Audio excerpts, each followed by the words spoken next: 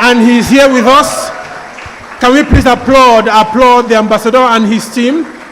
Can we also recognize the Pan-African Movement Rwanda chapter? Can we please do that with all our hearts, with profound gratitude? Thank you so much for being with us. Thank you so much for taking time to be with us, for lending us some bit of your time to share with us, teach us, guide us on specific things that we have to know today regarding the Pan-African movement. Most importantly, as the host institution, can we please do something nice, applaud, appreciate the LU faculty leads who are here? Yes, we have a number of leaders here. We have Mr. Jeremiah. We have a number of many. Is that how you clap for your people? Thank you so much for what you do for us. We deeply, deeply appreciate. Thank you so much for your time. Thank you so much for being with us. We will be moving with the speed of light as we process or progress in the session for this evening. Can I crave our indulgence to please, as one institution, as one nation, as one people, rise to our feet? Don't worry, this is how we do. This is a Pan-African gathering, so be ready. Be ready for some here and there. No, please, our fathers can please sit. Our fathers can please sit. Please sit. Don't worry, our mothers, please sit. We're not disturbing you. For quite some time, there's been a lot of tussle, several fights, several disagreements with us within the African continent and in the diaspora. Very rare in time do we have institutions come together to recognize first the necessity of the Pan-African movement. And very few do we have it in times like this, where we have youth from over 10 nations within Africa gather together as we speak on the advancement for our nation and for the continent, Africa. In recognition of this effort that has been made by LU and then the Pan-African movement, this is a big deal. And I need us to please put our hands together, celebrate and applaud our leaders for doing this and at this time of the time. Yeah. So please, can we appreciate them? Thank you so much, Mr. Kagensa. Thank you so much, the ambassador. Thank you so much, fathers, mothers, for the consistent sacrifices that you keep on making for the advancement of the Pan-African movement. Thank you so much. This comes from our hearts. We deeply love, honor, and celebrate you deeply. So can I ask that we have our seat? Yes. So to move to our next session, I don't think I have to really introduce myself. Of course you know. Of course you know. I'm a fine young man first. I'm first a fine young man. Secondly, I'm a Nigerian. You're not clapping me, we'll have issues though. Yes. And also I will be serving as the compere for today's event. To take us in the next session that will guide us on the understanding for why this session exists, why we are doing this. Permit me to please bring up our Director of Academics, one of the most agile, one of the most freshest, one of the most almost Gen Z of our facilitators, Mr. Jeremiah. Thank you so much, sir. Good afternoon, everyone. Your Excellency, Ambassador William Nkurunziza, and representatives of the Pan-African Movement, Rwanda chapter, our distinguished guests, colleagues, students, welcome once again. It is a pleasure to open this important Pan-African conversation on the theme, the role of culture, art, and media in advancing the Pan-African ideals of unity, dignity, and shared prosperity. And I'd like to preface this conversation with a quote from one of our very iconic Pan-Africanists, Kwame Nkrumah, who once said that I'm not African because I was born in Africa, but because Africa was born in me. And when you go upstairs, you find that quote on the wall. This quote captures something very powerful about Pan-Africanism. It is not simply geography or political ideas. It is identity, it is responsibility, it is imagination, and it is a shared destiny. That is why at ALU, we have intentionally built a Pan-Africanist community, one that brings together students, faculty, and staff from across the continent and even overseas to learn from one another and imagine Africa together. And across our programs, students engage with African topics, and we do have Kagenza here, who is our leader when it comes to all conversations about Africa and leadership. Our programs also discuss ideas and histories through discussions, through our projects, through seminar readings, through our missions. At ALU, every student declares a mission for themselves. And all these missions are connected to contributing to building Africa. And we interrogate the continent's realities, possibilities, and future. We believe that leadership must be grounded in that understanding. We cannot prepare the next generation of African leaders without engaging deeply with the questions shaping the continent. Questions about culture, questions about identity, about governance, about economics, about innovation, about language, about history, and collaboration. And today, most importantly, culture, art, media remain some of the strongest tools for advancing Pan-Africanism. Through literature, music, film, storytelling, fashion, and even the social media, Africans continue to reclaim narratives, preserve memory, challenge stereotypes, and create new visions and versions for the continent. As we conclude today with the announcement of a Pan-African movement chapter at ALU, I hope that this becomes more than an event.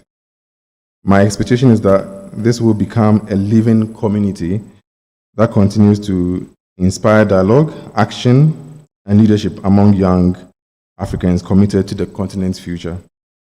So, thank you once again to the Pan-African Movement Rwanda chapter, to our distinguished guests, our organizers and moderators, and all participants for making this conversation possible. And I hope that you're going to enjoy the rest of the day. Thank you very much, and welcome.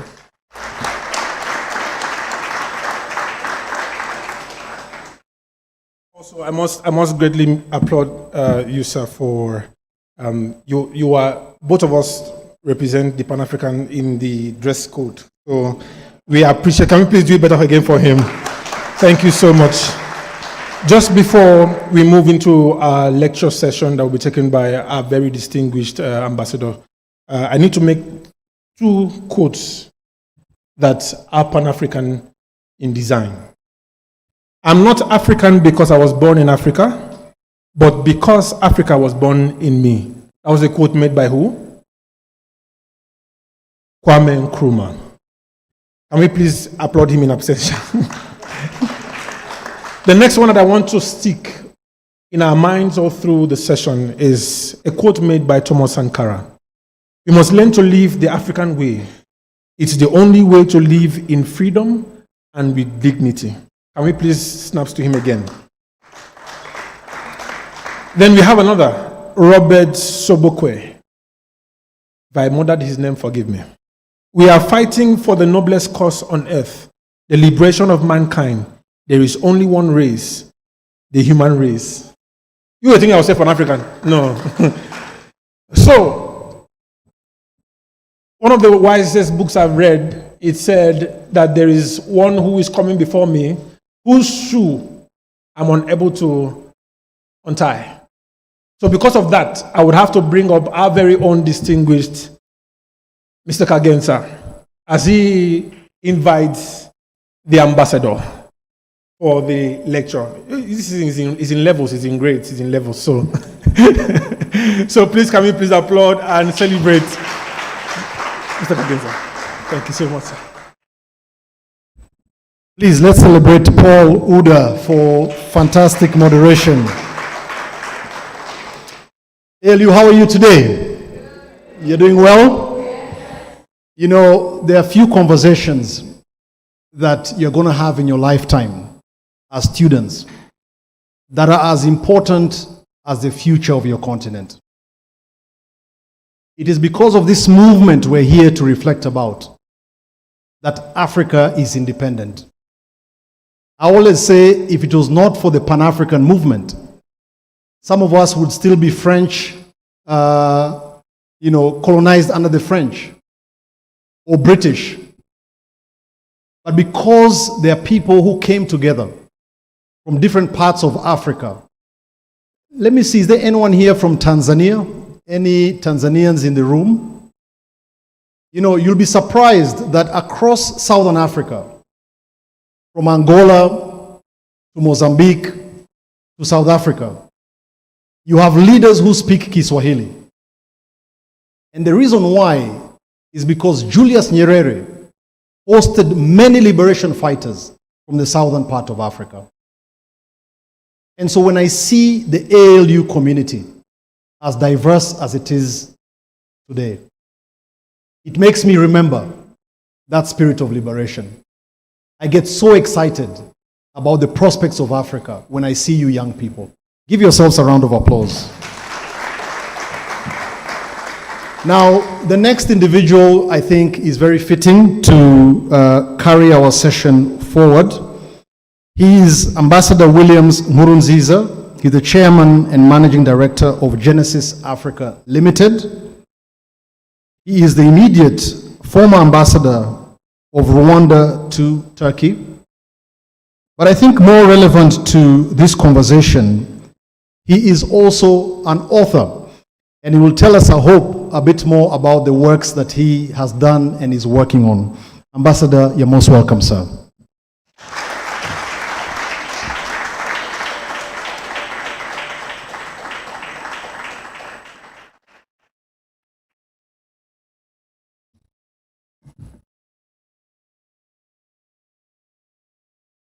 Africa, unite.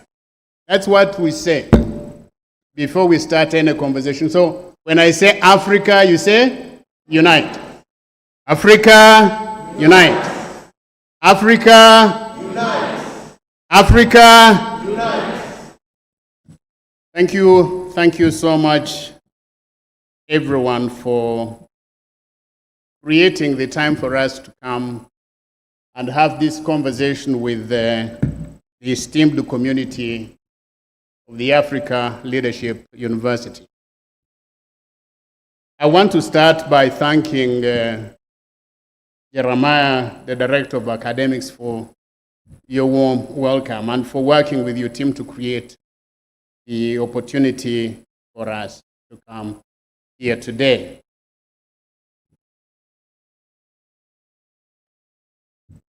I don't know how to start. But when I look at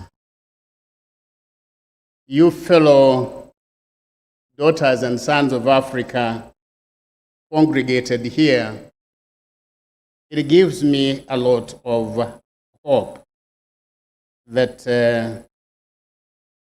Africa still has a future. So let me welcome all of you to this first edition of the Pan-African Conversation. It is a conversation that we started as a Pan-African movement so that we create an open and inclusive space where African youth, thinkers, artists, media practitioners,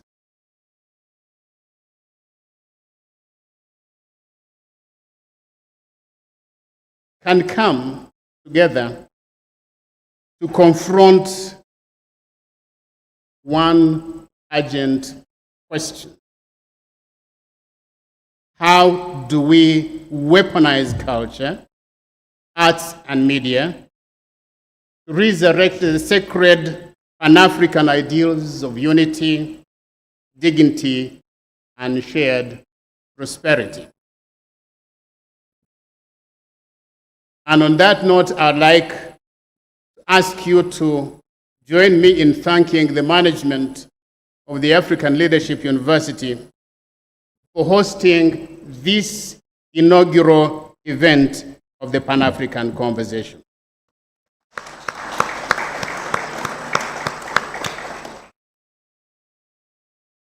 Like Rumongi told you, this might perhaps be one of the most important conversations you're going to start today, but it is a conversation that you're going to have throughout your life. And it is a conversation you're going to want to pass on to your children, because it is a conversation about our survival as a continent, our survival as a people. A conversation about African unity, about African dignity, about our shared prosperity, because it is possible if we pull ourselves together. And I would like to say that ALU is an excellent partner in this initiative of launching this particular conversation because of two important reasons. One, ALU is a living example to me of Pan-Africanism in action. I'll say that again, that your university is a living example of Pan-Africanism in action. If I was a student or a staff here and somebody said that about my university, I would clap.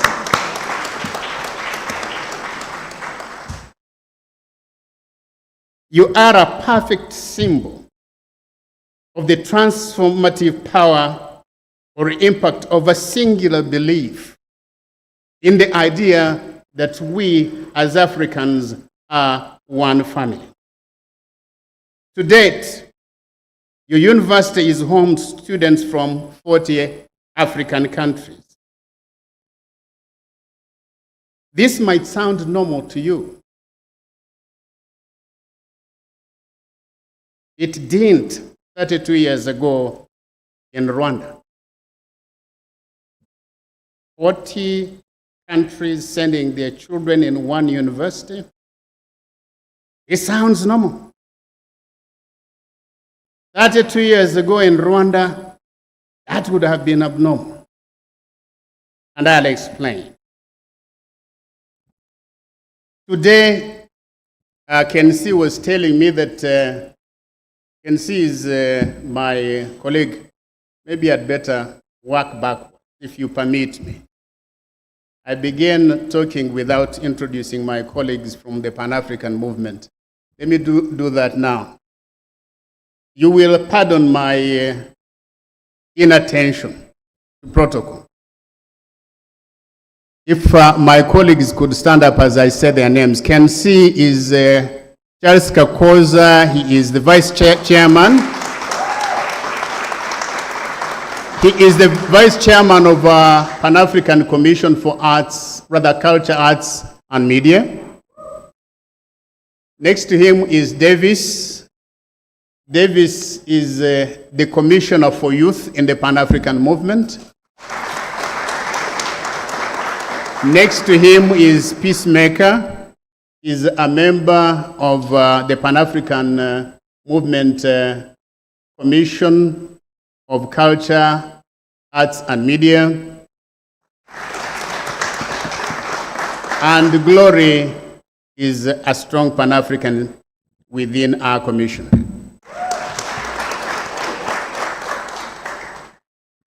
I'd forgotten that detail, pardon me. But what I wanted to say, if I may continue, and they will bear witness to me.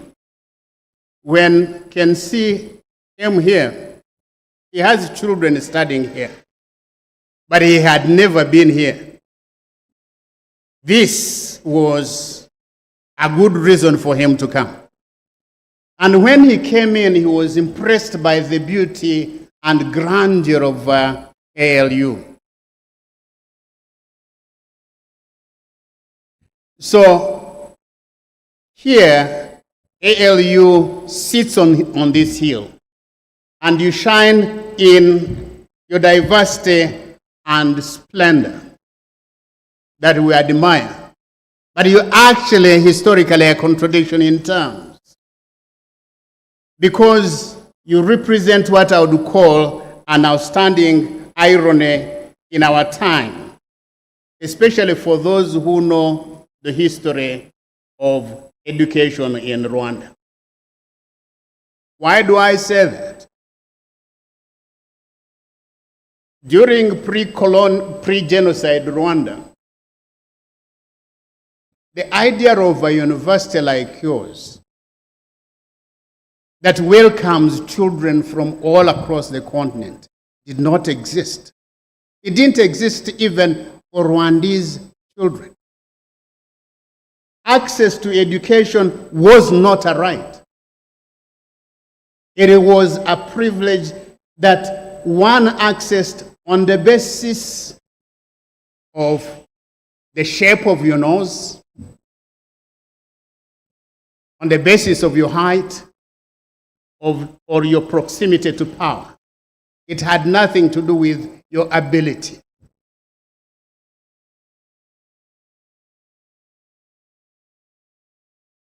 And the fact that you, as Rwandans, or at the time, the fact that you were a Rwandan did not matter.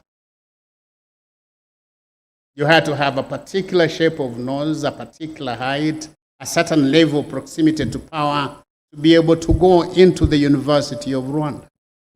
Which explains why, from 1962 to 1994, Rwanda had produced only 3,000 graduates over a period of 32 years. Wrong politics, wrong planning, very damaging results in terms of national development. But that was the reality of the past. ALU represents a new reality. You represent a reality in which Rwandan and African youth can and have come together, irrespective of ethnicity or geography, to pursue their dreams for higher education and leadership in Africa. You study, you dream, and rise together, defying the old ghosts I was talking about, and slowly you are lighting new fires. This echoes the vision of our patron as PAM Rwanda and President of this land, His Excellency Paul Kagame, one of the few leaders on the continent at the moment who works relentlessly to keep the flame of Pan-Africanism alive in spite of very strong headwinds. The second reason I think that our partnership with you in launching this conversation is right is because your diverse Pan-African community provides us a unique opportunity to engage a wide range of African perspectives and foster a truly Pan-African dialogue without any echo chambers, but just honest, powerful voices. Accordingly, I believe a vote of thanks is fitting for the students gathered here today.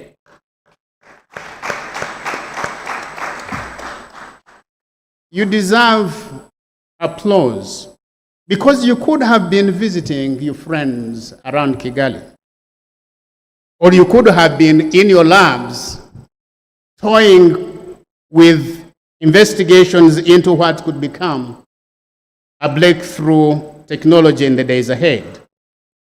Or if you are a lover of nature, you could have been in the west of Rwanda, lazing on the shores of Lake Kivu and soaking in the gripping beauty of its golden sunsets. That you are here today, this afternoon, affirms our faith in the depth and strength of this institution as home to budding architects of a 21st Pan-African Renaissance. Together,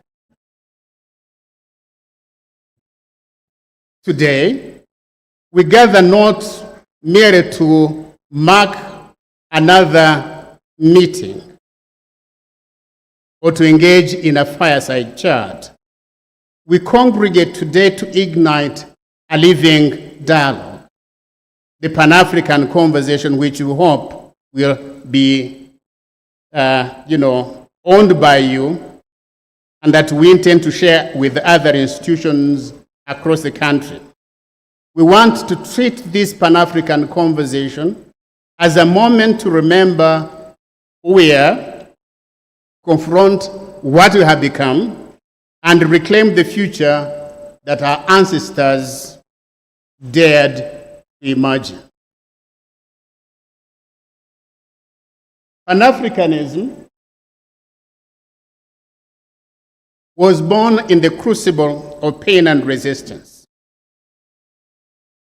It rose from the belly of slave ships, the mutilation of colonial borders, and the cruel lie that black humanity was negotiable.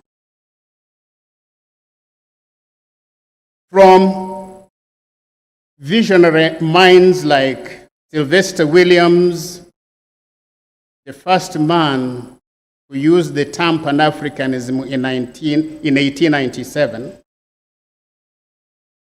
is a lawyer from Trinidad and Tobago, to D.B. Du Bois, to Marcus Garvey, Admo, Nkrumah, Nyerere, Lumumba, and many others. These visionary minds forged an ideology that defied fragmentation,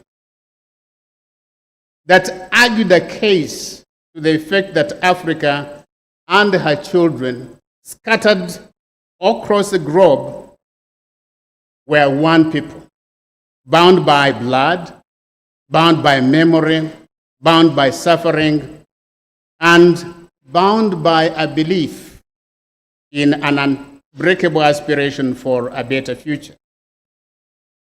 In essence, Pan-Africanism was never just a political project.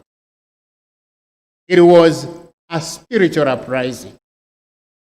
It was a psychological emancipation. It reflected a declaration that the African, you and your ancestors, is not a beggar at the table of humanity, but a creator of civilization. Think about the academic centers in Timbuktu, the great pyramids of Nubia,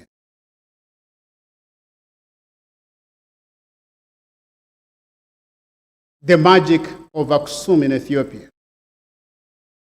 or the tombs, the great tombs of Greater Zimbabwe,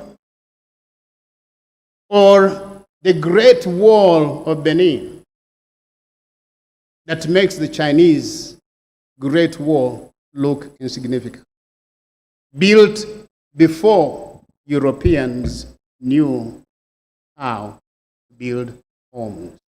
We were building pyramids and castles while other people were still living in caves. But they came 1,000 years later to tell us we were uncivilized. And for some reason, we accepted that. And we are here to tell you we have got to refuse the perpetuation of this lie. We've got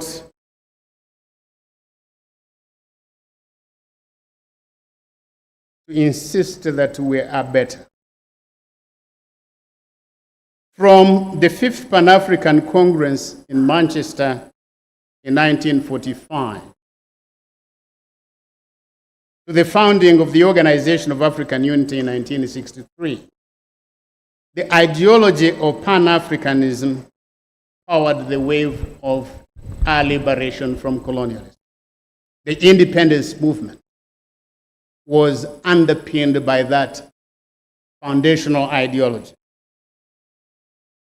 Yet the realization of these core ideals, the core ideas of Pan-Africanism, the construction of an enduring African unity, the restoration of African dignity, and the achievement of shared prosperity has been fraught with challenge. Artificial borders drawn by very wise white people in Berlin, 1895, they continue to cut through families on this continent, which is why you hear that there are Rwandese in Congo and Rwandese in Uganda, Rwandese in Tanzania, Rwandese in Congo, rather in Rwanda, Rwandese in Uganda, Rwandese in Rwanda, across borders, speaking the same language, but belonging to different countries. The same ideals have been compromised by narrow nationalism and ethnic poisons, failed leadership, economic dependency, crushing, debt traps, and relentless resource plunder, which continues to bleed the continent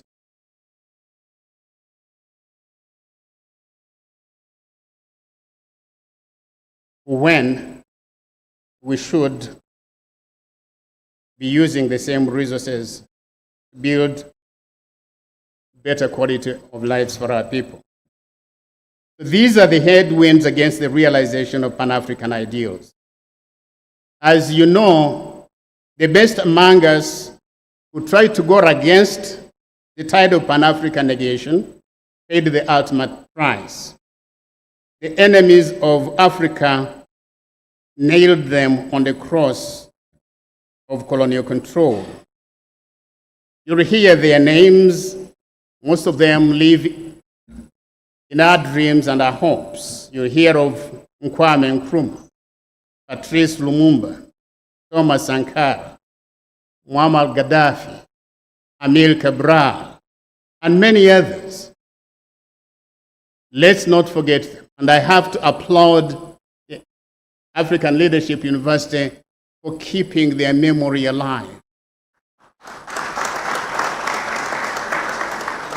for making sure that you remind our young who they were, what they said, and the legacy that we shouldn't forget. But to remember them, to remember Nkrumah, to remember Sankara, to remember Padma, and all those that came before them, is to keep the Pan-African spirit alive. These men and women all craved and fought for a united, dignified, and prosperous Africa. Yet their dream has been deferred on the altar of greed and political mediocrity. As a consequence, we live with the paradox of a rich continent with too many poor people, and a youthful population full with enormous talent, but which we see often fleeing the continent for lack of opportunity, or when they remain on the continent, they are trapped by lack of opportunity. Together as a continent, we face transnational threats like neo-colonialism, climate change, and terrorism that no nation alone can fight and defeat. We need to work together, but that becomes a factor of leadership. which I said its lack has laid the compromise to the realization of a very powerful idea of African unity. And one hopes that LAU's focus on tooling young Africans in matters of leadership will help turn the tide by replacing governance malaise with Pan-African brilliance, by building informed brigades of patriots eager to turn tables on the debilitating culture of colonial economic control and our economic dependency on them amidst abundance, and debt traps imposed upon our people by those who plunder our resources. Never has the case for Pan-Africanism been more urgent or more possible. And I'm elated that a Pan-African movement chapter will be launched here today. But we must take ownership of this liberating ideology. Jeremiah, we appreciate the fact that you are living the dream, that you're encouraging your young to take ownership of this ennobling, liberating ideology. And this is the one reason that we should embrace Pan-Africanism, is because we need it to unite and build liberating power. Why? Because we are the world's youngest continent, bursting with energy, creativity, and entrepreneurial spirit. From the tech hubs of Nairobi and Lagos, the innovation corridors of Kigali and Cape Town, a new generation of Africans is slowly rewriting the African narrative. And we should, because we are endowed with enormous natural resources trying to be harnessed to build enduring wealth for Africa's children, present and to come. And the African Free Continental Trade Area, born in Kigali, offers a historic platform for economic integration, reduced dependency, and wealth creation. If we can find the right political will, find the right decision to ensure that we invest in our industrialization so that we can begin producing what we consume instead of wasting our precious foreign reserves on importing goods that we can produce in Africa.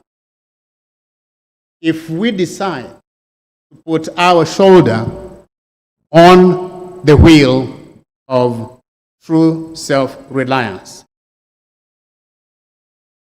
And we are encouraged by visionary leaders who have placed the youth at the very center of governance. The fact that ALU is here in Rwanda, creating a platform for a continental institution that brings all African youth together is not accidental. It is an extension of a liberating philosophy that this country holds. A belief in the power of all African children working and pulling together to change the condition that we find ourselves in. And I would like to point out that two leaders, for me, give strong inspiration. President Kagame has consistently championed youth empowerment, challenging young people to prioritize personal development, entrepreneurship, innovation, and self-reliance as foundations of nation building. Through bold investments in education, technology, and youth-led enterprises, Rwanda has demonstrated how centering the youth can create and accelerate transformation in a country and in a continent. We are seeing the same behavior in Captain Ibrahim Traoré of Burkina Faso, who himself as a young man has inspired a new wave of Pan-African consciousness by launching nationwide youth empowerment programs in agriculture, skills development, and national service, mobilizing young people as active architects of self-reliance, patriotism, and continental solidarity. Self-reliance, patriotism, continental solidarity, and accountability. These should be the foundational pillars of a new Pan-African culture that will unite and power our people to a future of prosperity. We need to create, all of us together, a new tribe in Africa called the African tribe, bound together by values that allow for us to work together, to fight for this continent, not to fight each other, and to build shared prosperity by pooling our resources, our skills, and our passions together. Today, as we gather here, we are also charged to interrogate the role of culture, arts, and media in advancing the Pan-African ideals of unity, dignity, and shared prosperity. And my take on this is this, and my colleagues who will speak later will also address the same issues. But my take on the role of culture, arts, and media in advancing the Pan-African ideals of unity, dignity, and shared prosperity is this. We see culture, or I see culture, as a powerful, indispensable forces for realizing our deepest aspirations. And it is the youth who must take intentional, ownership-driven leadership in wielding these forces by building on historical yet forward-looking examples as we shared before. Culture has always been and is always seen as the soul of Pan-Africanism. Our shared heritage in form of oral traditions, indigenous knowledge systems, festivals, cuisines, spiritual philosophies, and kinship patterns transcend the colonial maps that sought and continue to divide us. By investing in Pan-African cultural exchanges, joint festivals, language revitalization, and cross-border artistic collaboration, we should be able to weave a living tapestry of identity that makes unity felt, not just declared. And the arts have always been revolutionary instruments of dignity. Some of our literal giants in Africa have demonstrated this. As young students, I'm sure many of you have read the books by Chinua Achebe. He wrote Things Fall Apart at the age of 28. And the book unflinchingly portrays the African experience under colonialism and focuses on restoring the cultural pride of many Africans, all of us. Wole Soyinka, a great poet, in his 20s and 30s, used theater and poetry as weapons against tyranny and for human dignity.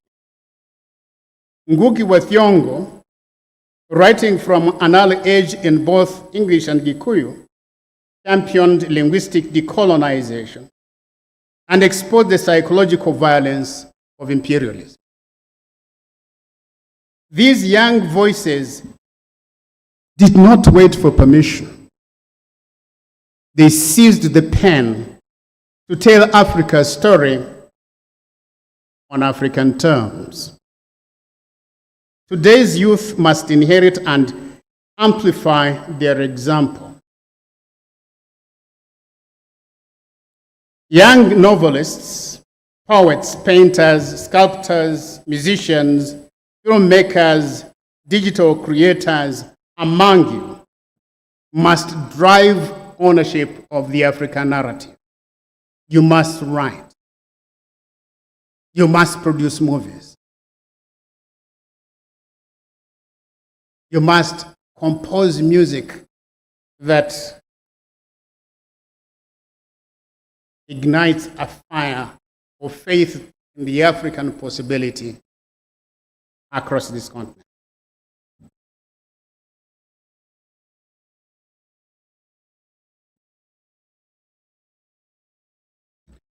When young Africans intentionally create content,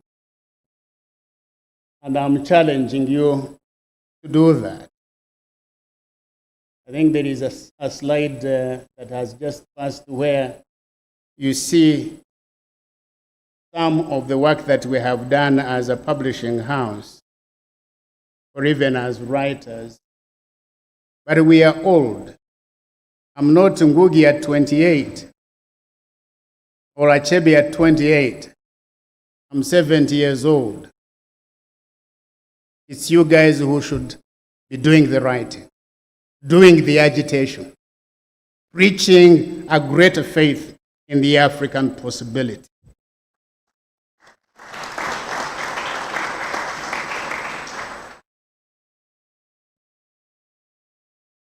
Africa's role today should not be about seeking for permission or validation.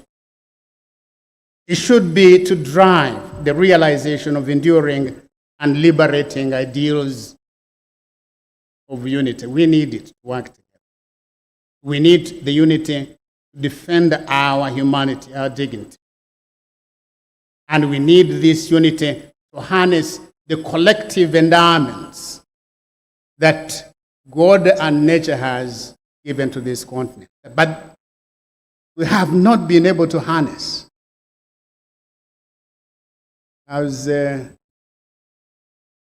having a conversation with somebody the other day who told me a very strange story.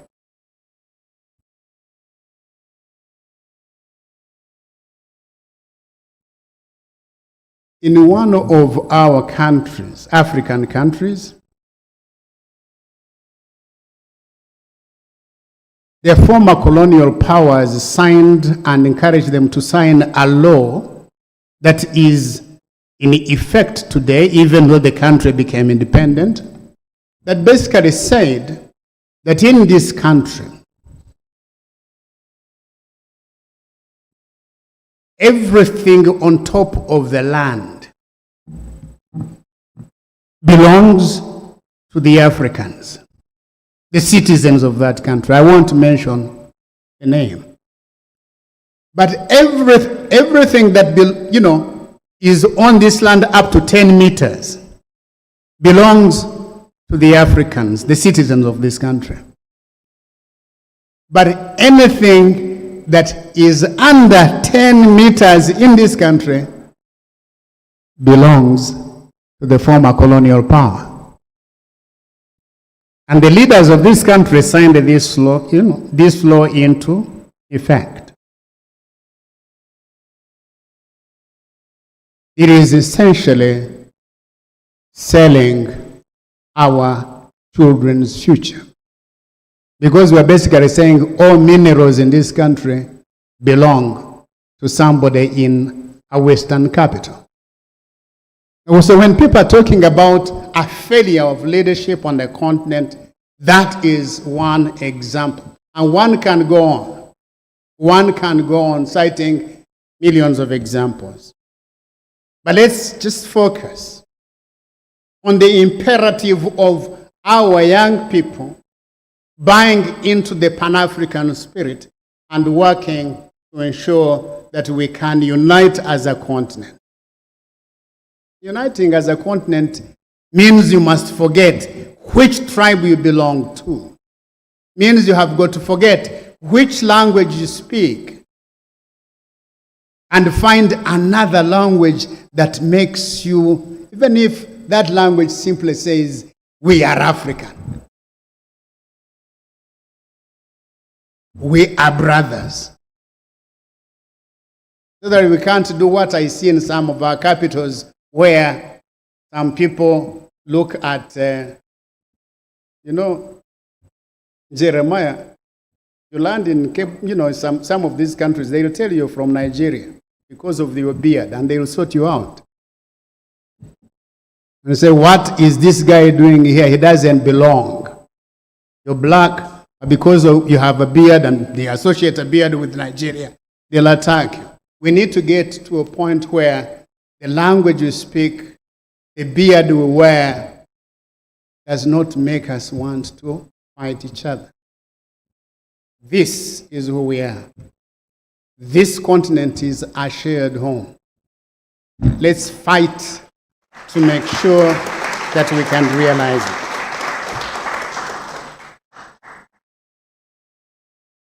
Unity does not mean that you belong to one tribe. It simply means that we need to develop strategic solidarity and mutual accountability. Fighting for our dignity means we must work together to end the era of begging without leverage and build institutions and mindsets that affirm our worth as a people, as a human being.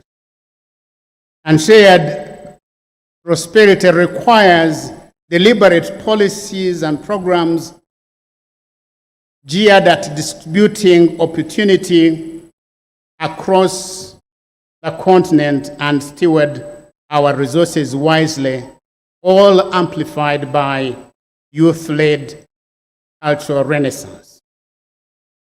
The Pan-African conversation we launched today must be honest, must be bold, and must be profoundly intergenerational. That is why I'm standing here and you're standing there. Let's have a conversation. I was telling somebody here that, no, let me not go there. Nilikuwa karibu kutoboa. Oh, that is called Swahili. Jeremiah is going to have to teach me how to say that in which part of Nigeria? Huh? Or rather from Ghana. Which part of Ghana? Yeah. I'll use only 3 minutes. He's telling me I have 5. No, you'll have to teach me how to say, I am excited about Pan-Africanism in your language. So what I wanted to end up on, is I wanted to request that the Pan-African conversation we are beginning today, this gathering today, must allow you young people to make a firm commitment that you will pursue Pan-Africanism to a point where you'll ensure that your children will inherit not excuses.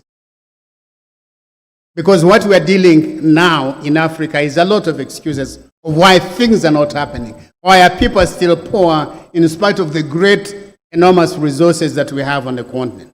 Whether you talk about gold or diamonds or copper or uranium or coltan or land or water or air or sun. 60% of the world's arable land I don't know whether you know this, is in Africa. But we keep importing food instead of feeding us out. 60% of the world's gold is in Africa, but we have no gold reserves. 40% of the world's diamonds in Africa.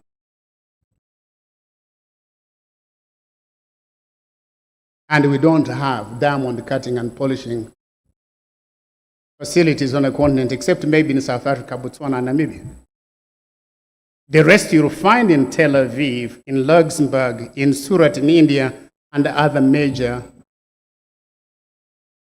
polishing centers.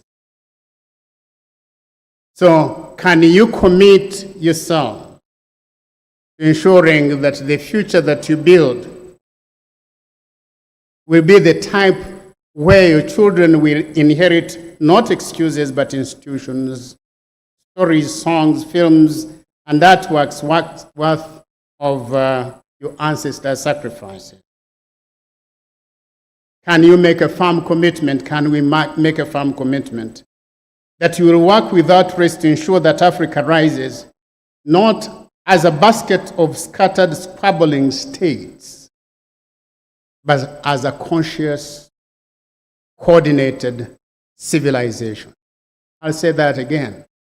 Can we make sure that we will work to ensure that Africa rises not as a basket of scattered, squabbling states, but as a conscious, coordinated civilization, vibrant in culture, anchored in enduring values of patriotism, heroism, courage, and confident in their Pan-African identity, prosperous in shared destiny, and not trapped in the shame of Africans visiting hatred on each other because of pangs of hunger or handling by foreign hunters keen on stealing our wealth.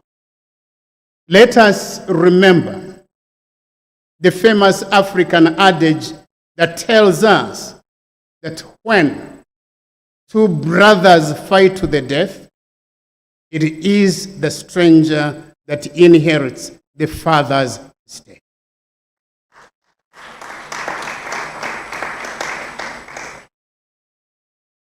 So today, the conversation has begun. You are the young people of this continent, the future Pan-Africanists, the future Nkurumas, Amiri Cabrals, Thomas Sankaras, Patrice Lumumba, Julius Nyerere, and so on.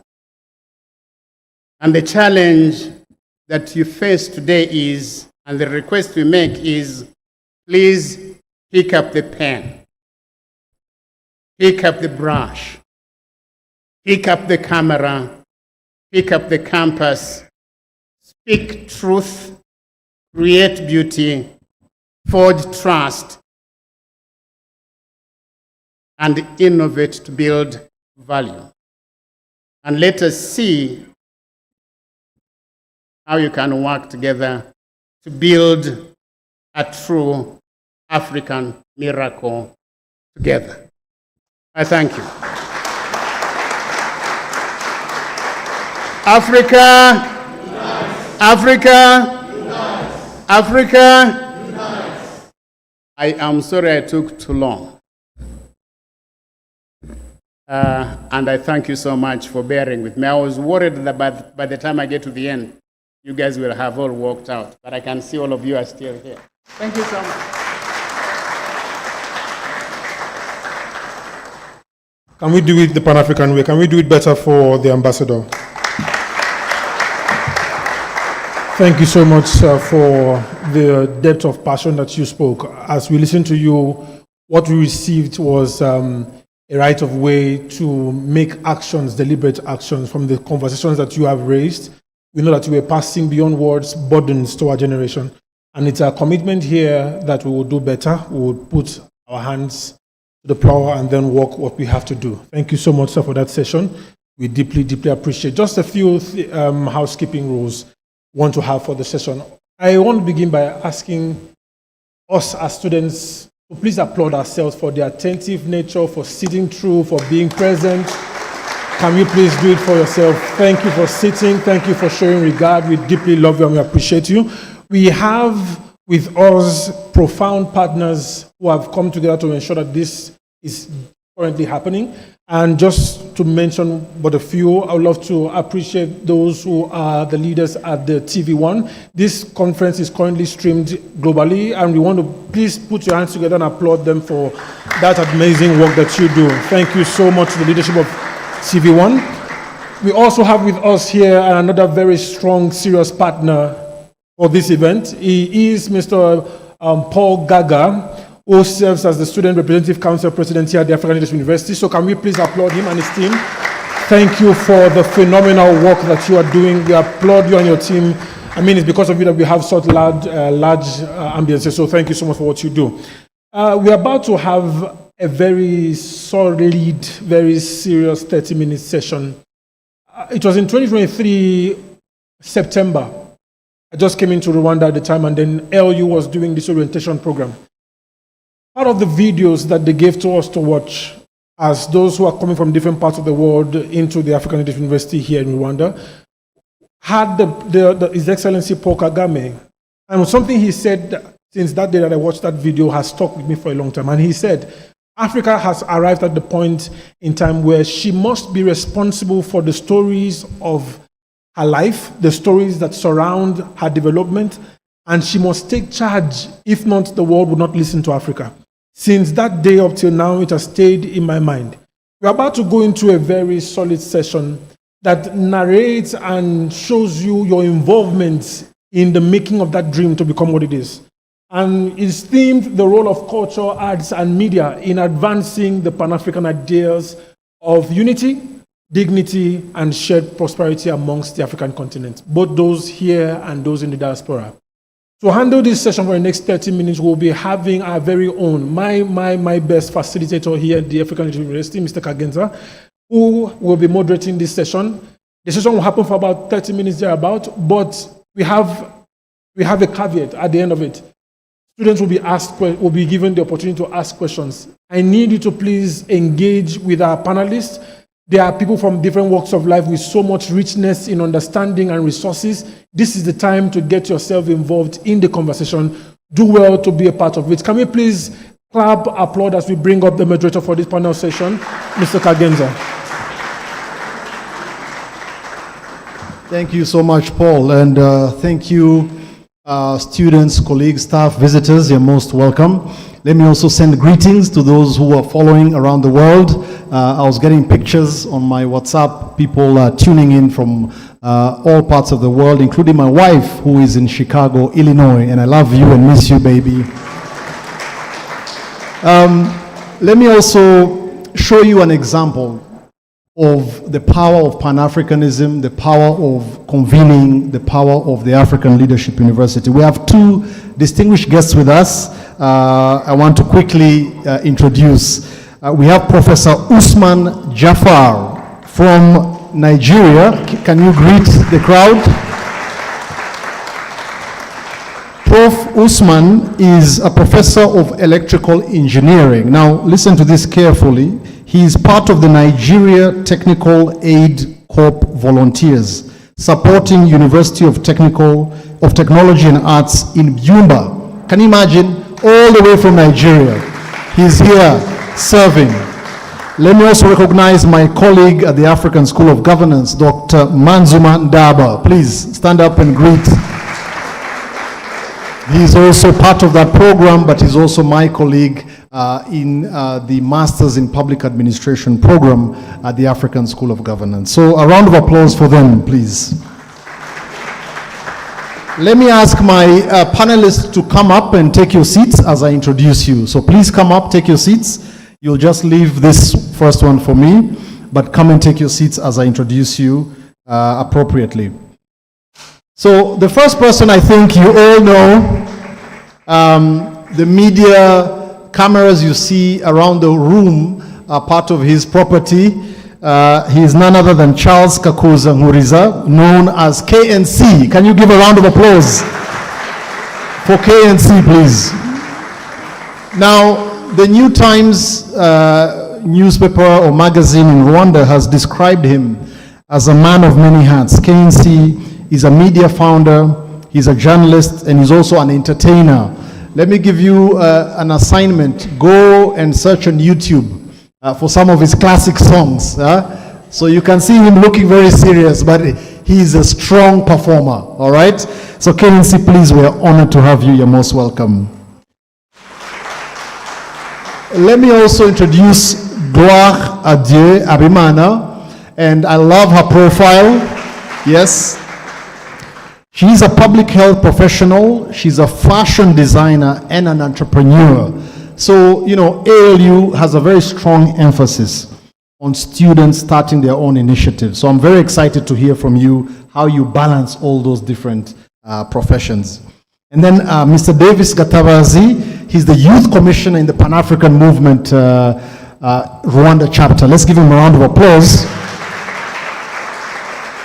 And he's a pharmacist by training, and recently he was quoted as saying that his passion is to keep the Pan-African ideology alive among young people. And I'm looking forward to hearing how you're doing that. And then lastly but not least, my good friend, my colleague from Ghana, Mr. Francis Yao Gidiga.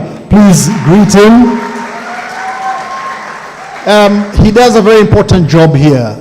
If you follow ALU on social media, on our different pages, he is the social media marketing lead. So he's a brilliant marketing professional, digital storyteller, and Yao, you're doing a great job representing ALU around the world. You're most welcome.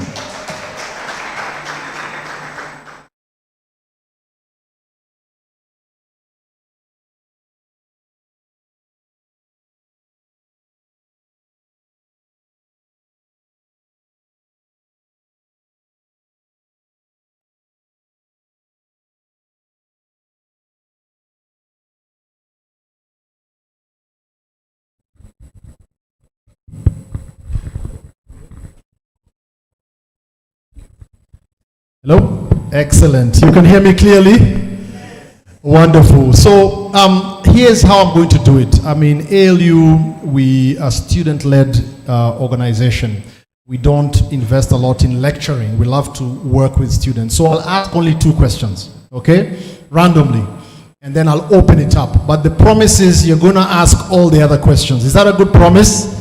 Yeah, so think about them. I want to hear your name, your country, and then you ask your question. If you're from outside of ALU, please do let us know where you're coming from. And I want to start with you, KNC. First of all, thank you so much for entrusting us with your children. My pleasure. Yes.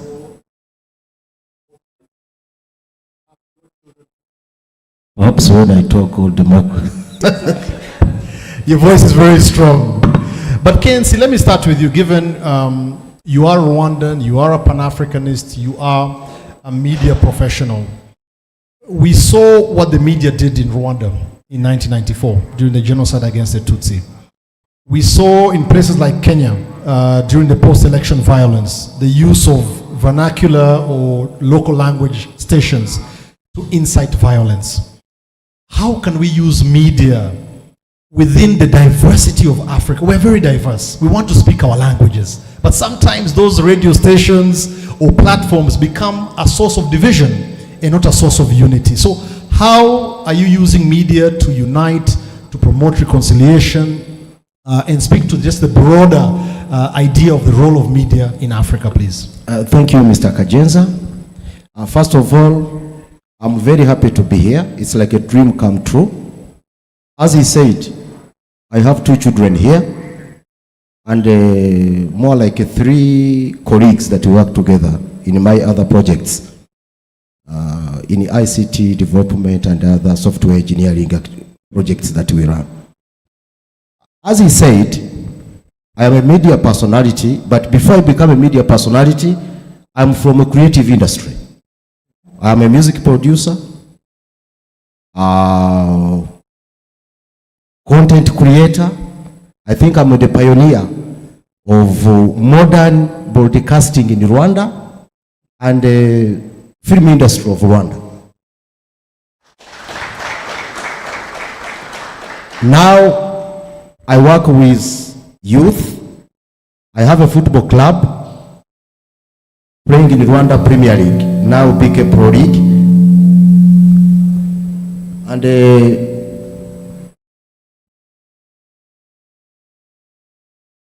quite a number of academies, football academies. I have youth from all over Africa in my club. If you want, you can become also a diehard for Gasogi United. And sometimes I saw some of you at the stadium coming watching. Now, first of all, media cannot be separated from politics. Even if they say, you know, media should be independent, but it is always influenced by the politics. You can see it around the world, the so-called mainstream, the global media, the way they do the things, the way they cover the global events. So it is the part of the politics. So when politics is poor and destructive, some of the media, they will dance the same tune and they will create mayhem like the way it happened in Rwanda. But now, it also goes back to the way how the politician Africa had or have, the way they were created. I don't think that in the next 5 years, the good leaders being created here at AU will act the same way as the poor politician we had in Africa. So, first of all, the politician destroyed the communities. The communities created the journalists and investors in that media. So, the things, or the media itself, it is as poor or as dangerous as people who work in it. So now, as a new generation from the new visionary leader, I'm proud to say that having President Kagame as my president, it is the best that come to my life.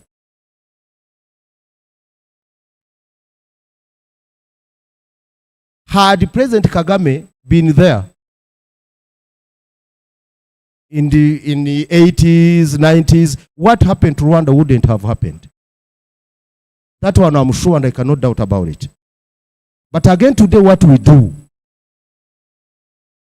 we try to be the catalyst of unity among our communities. We had had enough.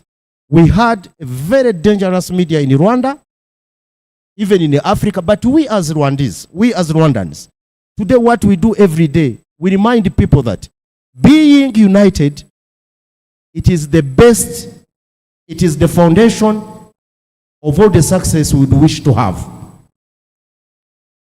Imagine waking up in the morning, telling people to go and kill others.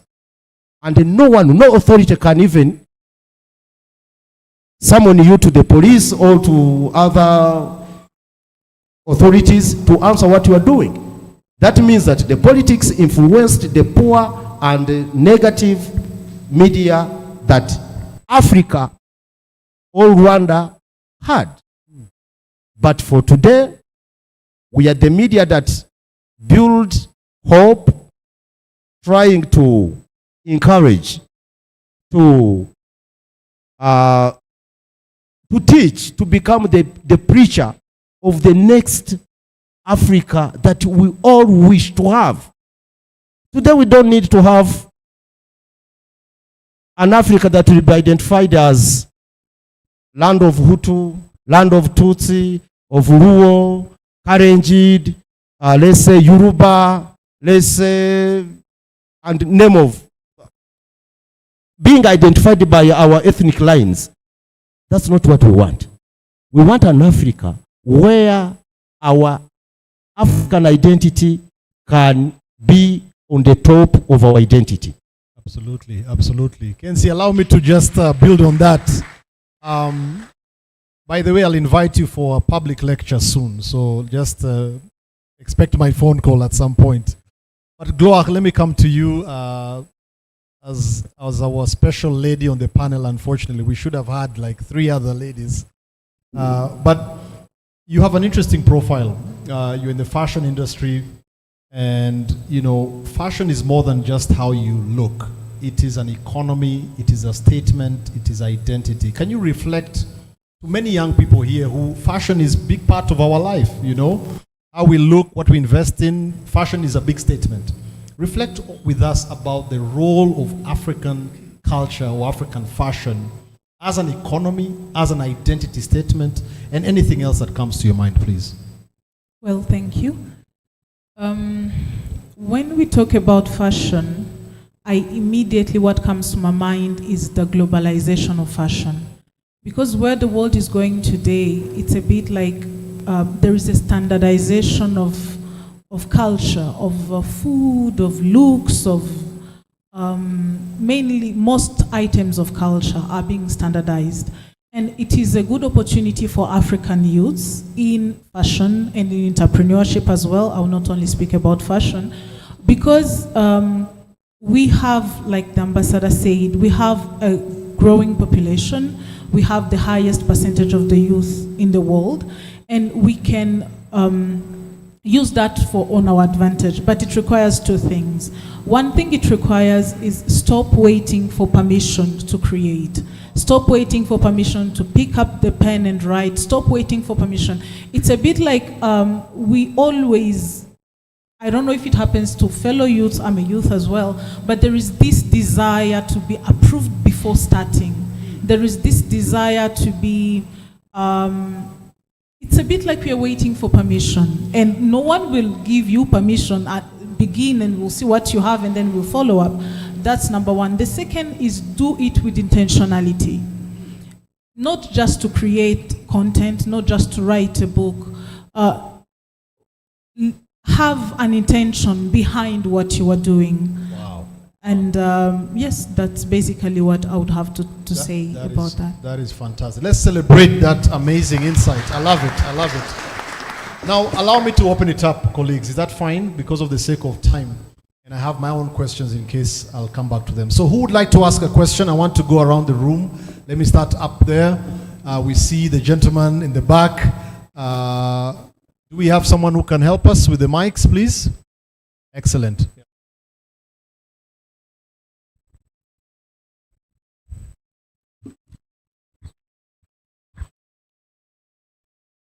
From straight to the question. Yep. Go ahead, sir. Good afternoon. Thank you so much. My name is Paul Masambu. I'm Zimbabwean. So I have a question to the club owner. So my question is, I want to know his Pan-African perspective on this issue and matter. So recently, you know, in Africa, the highest level of football is AFCON.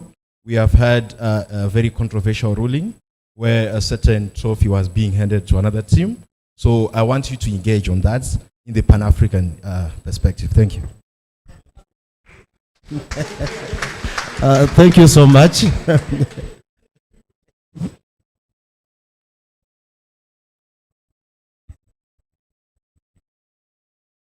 Yeah, thank you so much. My name is Isaac M. Supu. I'm from Liberia, West Africa.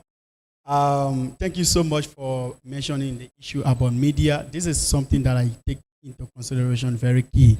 You know, the media is very key in Africa's development, but unfortunately, it has been weaponized to undermine the Pan-African agenda. That is to say that what we are fed with in Africa, it is what the West or neo-colonials decide for what we should see. So the media has also been contributing towards the disunity of Africa. So how do you intend to use the media to narrate our own stories so that the issues of what the ambassador was speaking about, W.E.B. Du Bois, Sylvester Williams, Dr. Kwame Nkrumah, Patrick Lumumba, these people, not too many things have been found on the media for them. So how do we use the media to change that narrative?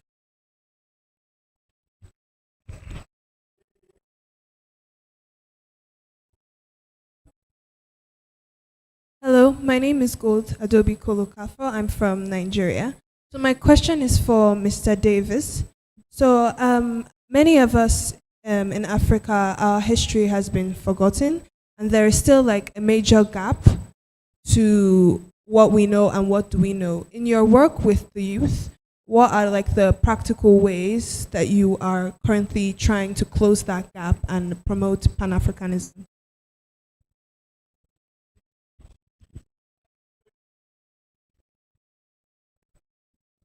Thank you. Let me just start with the question of my brother from Zimbabwe. Actually, I have so many Zimbabwean friends. Like Ndorovu is my big friend. But now I think he lives in South Africa, right? Okay. The question of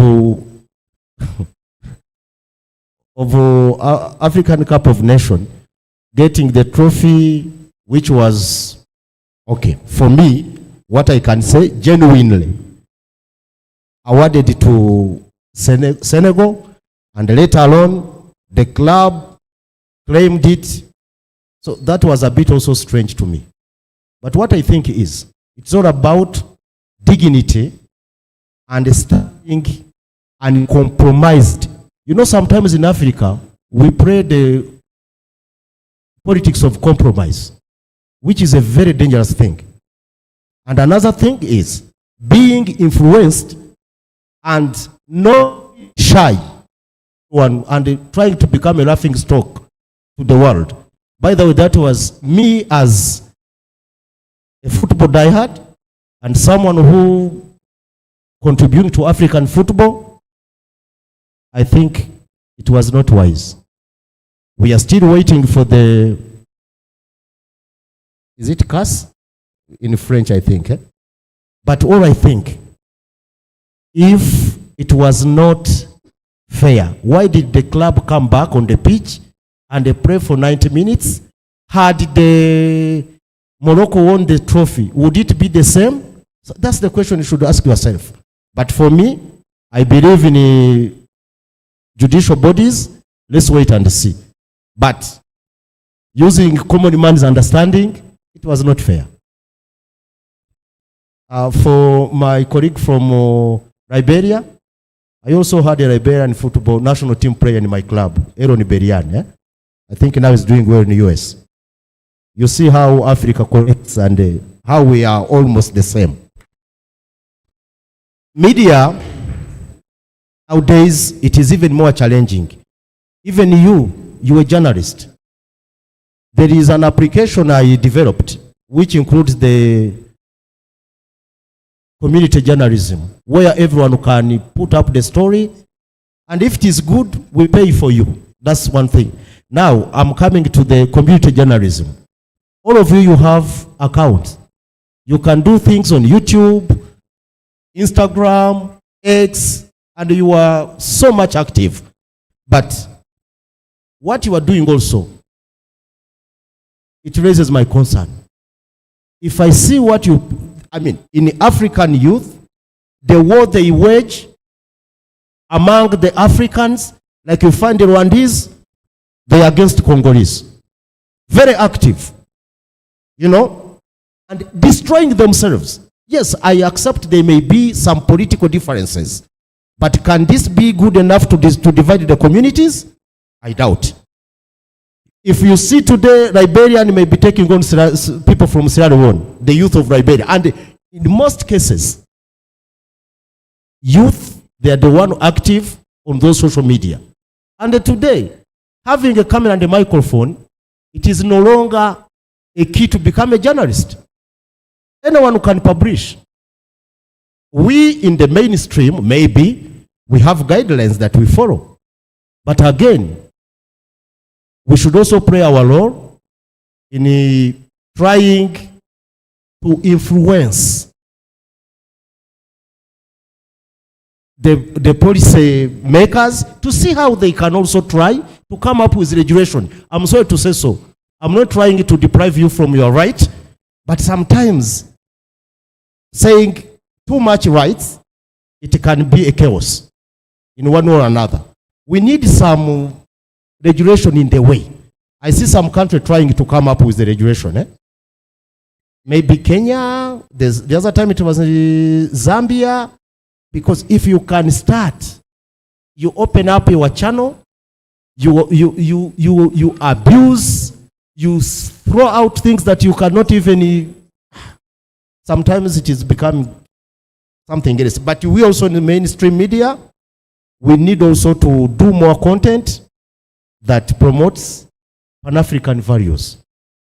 First of all, it's all about the values. Maybe people will talk about culture, they will bring it up, but our media should always be in line with our values. Because we are serving the community. If we distract, if we create immorality in our community, where are we going? I don't know whether I have answered your question correctly, but it is a joint effort. See what you are posting. Is it really in African values? Does it promote Pan-Africanism? Does it create peace and harmony? Or you are just creating chaos among the community? Wow, thank you so much, KNC. Yes, let's give him some snaps for that. By the way, before you come in, Davis, I think in Australia now, you have to be 16 years old and above to have a social media account. Very interesting. They have seen the trend and they've said, no, we need to bring some control to some of these things. But in Africa, we seem to be very liberal about social media usage. So thank you for those excellent insights. So Davis, do you have a mic? You can share. Yes, I think the question is on the lost history, how to reclaim it within the youth. Yeah, thank you, my sister. What we are doing actually in the Youth Commission, for the last 5 years, we had to change something, how we narrate the story of Africa. You know, we don't want to become these people who talk from morning to evening, and this has been going on for a long time. So what we did was, how do we balance the sharing of ideas, the talking, with the practical side? So we came up with a project called Kwitura Initiative Program. Kwitura in Kinyarwanda means giving back. You can give back to the community. You can give back in anyhow, but in a more decent way. So, and then we transferred that into a practical activity, and with the guidance of our chairman, he said, "Now, Davis, how do you materialize Kwitura Initiative Program?" So we said, he told us, "I don't want to see you going into donors, because you cannot be Pan-Africanist and you go to beg for money. That's now you've gone outside the context of what you have to do. I can call it like a job description now." And then he said, "Go and think how you're going to develop something that is going to be Pan-African." So I said, what are the people that I have?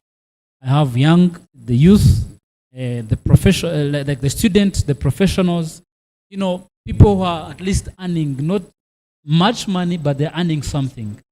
So we started working on small projects that suit our finance or our budget. However small they looked, but they are able to bring the physical impact.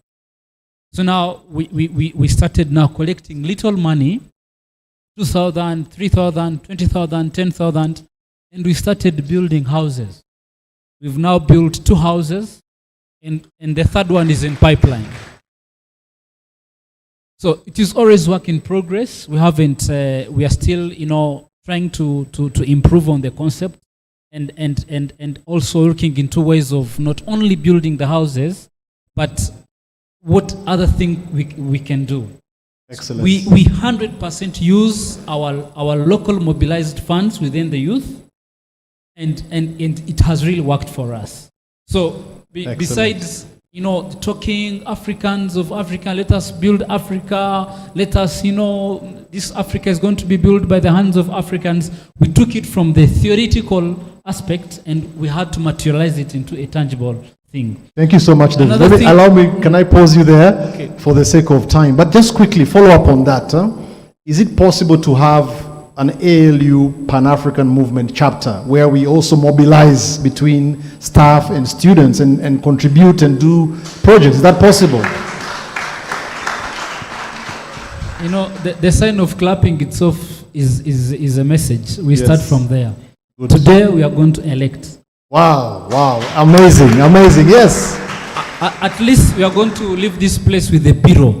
Very That is good. the chairperson of Pan-African Movement, both the staff and the students. We are going to elect the vice chairperson, the school staff and the students, and at least the secretary. And then, you know, the structure of Pan-African Movement, we have the bureau and the commissions. Right. Commissions, you know, the commissions. There are 20, but we cannot exhaust them in the little time we have now. We can mobilize. We can internally. mobilize later, Yeah. but we are going to leave this place when we have at least the bureau of all the students and the academic lecturer. I'm the- so the excited. department, I'm so the excited. leadership. Yeah? In fact, I want to run for office, so we'll get to that. Let me take quick questions here. And friends, apologies, we're about 6 minutes beyond time. Please give me 10 more minutes. Is that fair? 10 more minutes? Okay. Let's hear from Kenya, I believe South Sudan, and Rwanda. Go ahead. Yeah. Name and where you're from. I've said it, but go ahead. Okay, thank you. So my name is Ian Christian Mushira Moneki. I'm from Kenya. My question is directed to Mr. Kakuza. And it's again in the communication space. So my question goes like this. Currently, we have so many social media platforms. And for this question, I want to center it down on TikTok. So what you're normally told is if you're not paying for the product, then basically you're the one who's been monetized, and we understand that is how these networks work. In this case, if we as a continent, we don't have the maybe powers to restrict how maybe we consume this content, because what you have come to realize is that they actually use very aggressive algorithms that their effects are yet to be known so many years later, you know, in our life. So is there a way that we can be able to regulate this or even have a platform of our own in order to protect ourselves? Because if you look at China themselves, who own that TikTok, they don't use it. The parent company, Douyin, have another version for their own in China because they understand. And then the rest, which has been perpetuated all over the world. So how can we take control of this before we're already starting to see, you know, challenges, but mitigate it before it becomes a disaster? Thank you. Thank you so much. My name is Goch Thiong from South Sudan. And I'm going to ask only one question, and it is going to be based on democracy. I believe democracy has replaced the cultural values of Africa. And that is why we see right now, democracy only works. It is only practiced by the elites, but it doesn't reach the citizens. So since it has now replaced the narrative of our culture as Africans, what can we do as the youth right now to be able to restore back the culture that we've lost in the name of democracy? Because right now, democracy has become an illusion. It is something that is just said and it is just talked about, but it is not actually practiced. So what can we do to restore back our culture that has been robbed away by the democracy? Excellent. Thank you so much. Yes. We have a burning question here. I'll let you go ahead, please. Hello, everyone. My name is Fode Bangura, and I'm from Sierra Leone, but I study here at ALU. My question is Francis. And Francis, ALU's reach in the last years beyond Africa. What is your strategy as the marketer to ensure, in as much as ALU is going global, but it doesn't lose its African values? Because now we are having a lot of non-Africans, which we might not know, maybe these are Asian strategies to come and learn from whatever. So how does ALU continue to stay within its mission while expanding to the rest of the world? Thank you. The questions. Yes. I'll allow the gentleman in the back as well to ask. Yeah. Thank you. I'm Chusayanik. I'm Rwandan, and I'm a student here. First of all, I believe there's no better time to have this conversation. I believe the stakes are high today in Africa.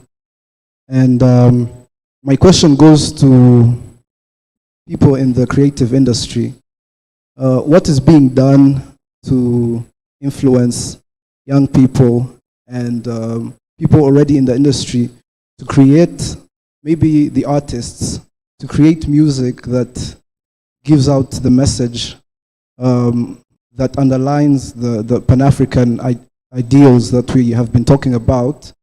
Because today we see people leaning towards producing music and film that goes that goes in line with the modern what is trending today. So what is being done to make sure that we see more of those kind of artists?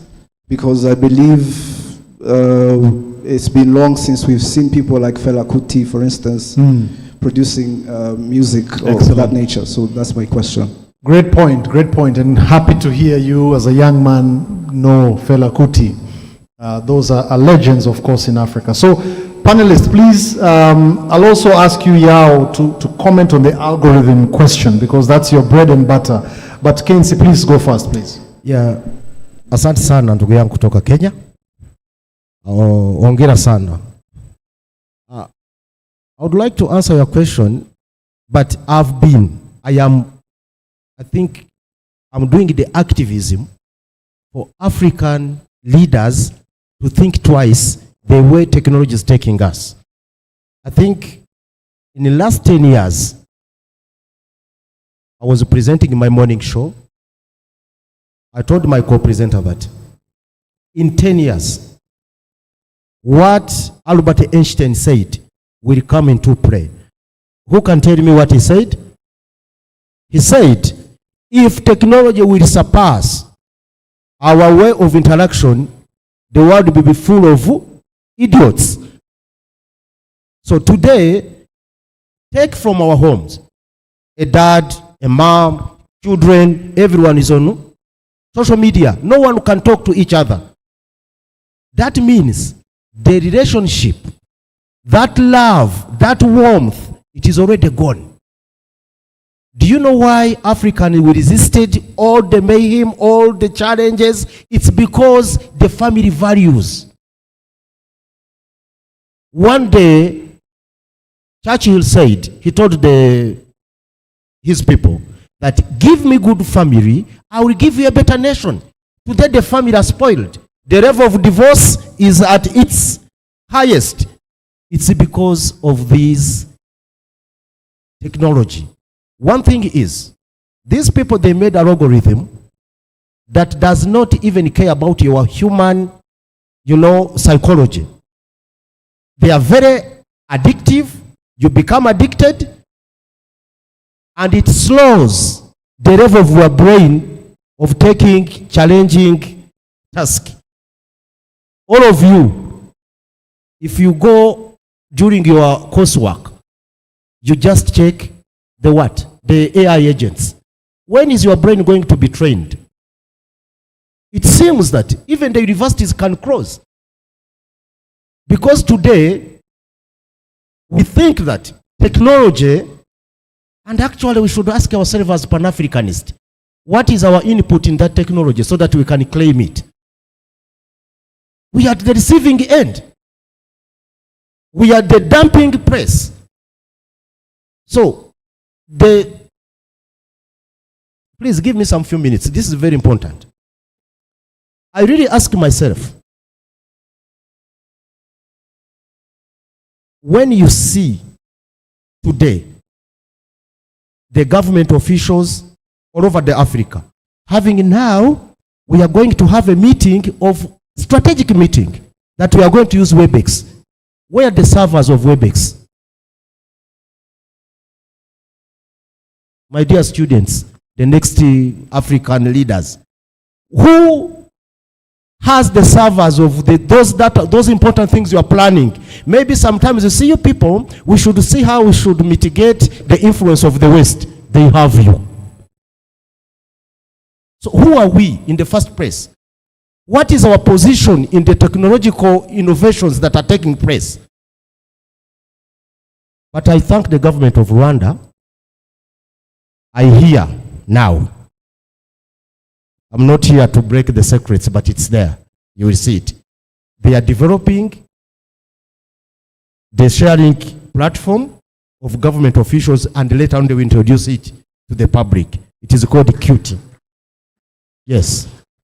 And some of developers who worked on it, we are working together. They are the one who developed that TV1 Prime, of which it's going to become also a message sharing and of course content sharing Pan-African platform. I will take another day to come to promote it here. Before I give the microphone, you know I love it too much. 20 years of enjoying the microphone, kissing it every morning. When I say kiss, it is keep it, simple and what? All sweet and short, simple and short. It's not eating as way you want to hear it. Now, I would like to request that also among the things we are going to form, we should have a media club here, a Pan-African media club.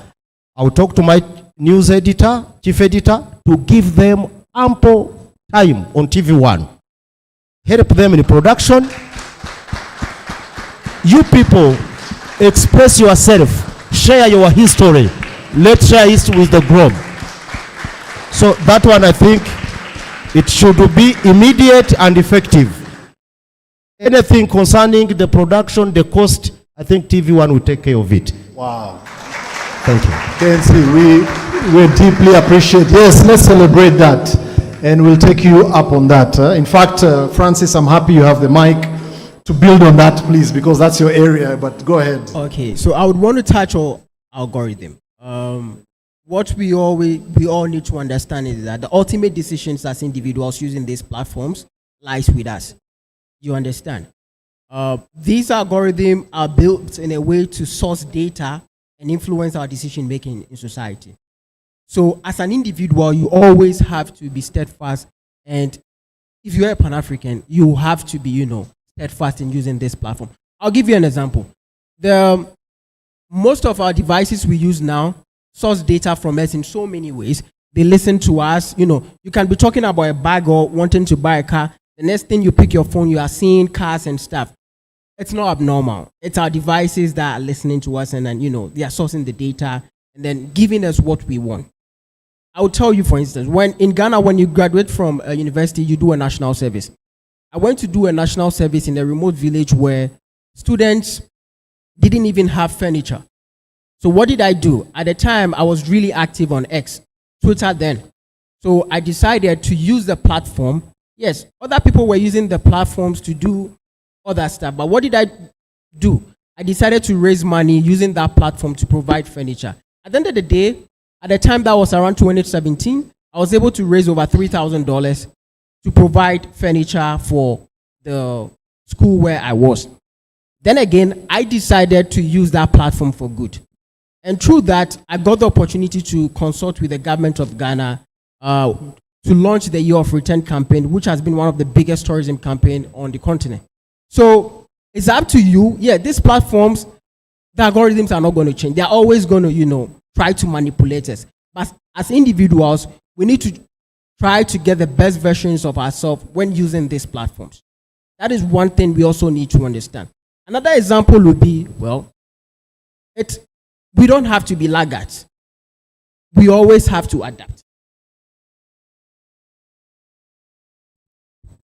We have someone like Crazy Kenna, who is a content creator in Kenya, right?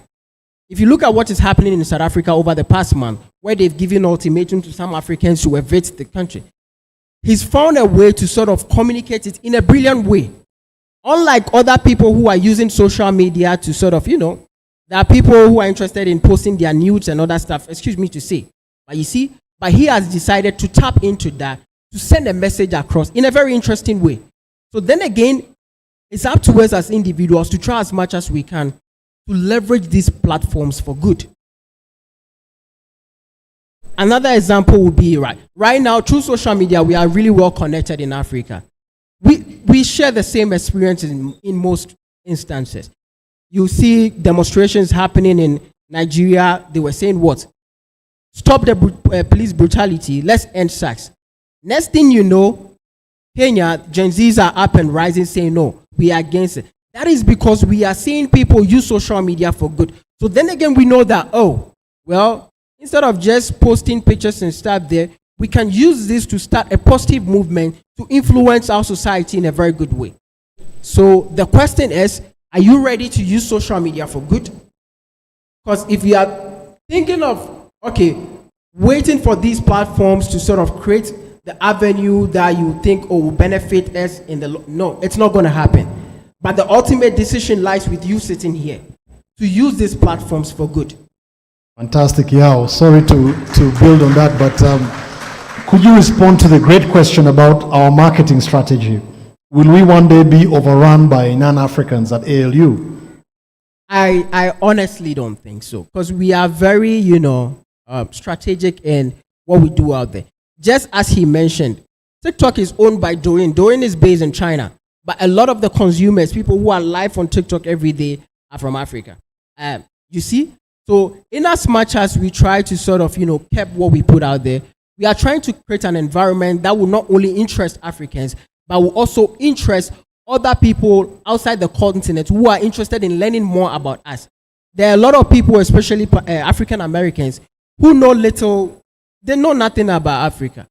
But through campaigns like the Year of Return, which Ghana did, it brought a lot of them back onto the continent. Some ended up even settling in.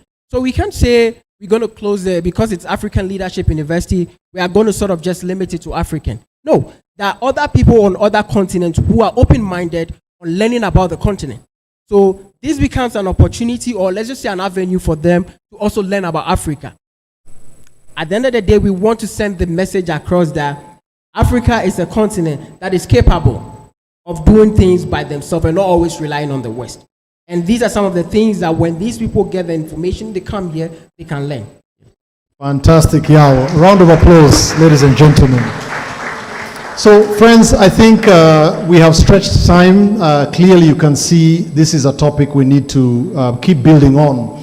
And for us to do that, I truly am very happy to hear that we are going to launch a Pan-African Movement ALU chapter. Now, I'll need guidance perhaps from our visitors on how to do that.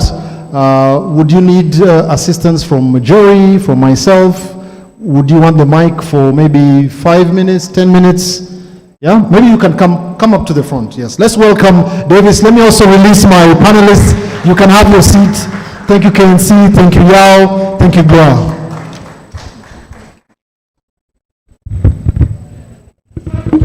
Yeah, thank you so much, Kagenza. Please clap for him. He did a wonderful job. I'm going to make it swift as possible. This is a commitment that we've made today. We are going to start with, I'll first request our host, if you allow us to carry out the a short election, only the bureau, the 6 of them. Thank you so much. Let's clap for this. Housekeeping rules. The first rule, obey your host. So thank you. We are going to start with the student side. I want us to, if you have a candidate, I'm not allowed to give a candidate, but I know we have a secretary. Thank you so much. I'll give you 2 minutes to someone will help me with the microphone.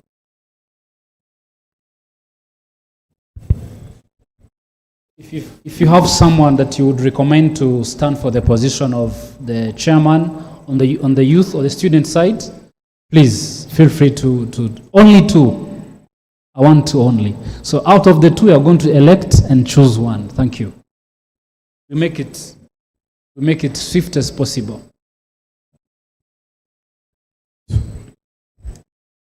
So I'll volunteer to write. So I'm going to recommend C4 for the position. C4.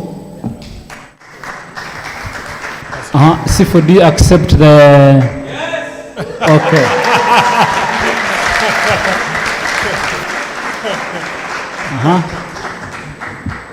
Another one? Yes.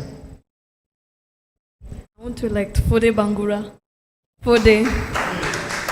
Fode. Who is Fode? Okay.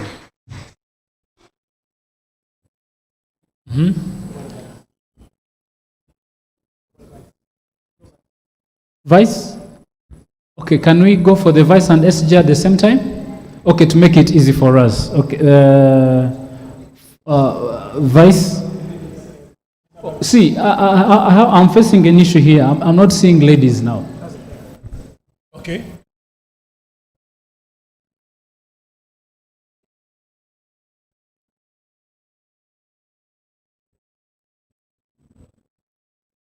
So she is being nominated by...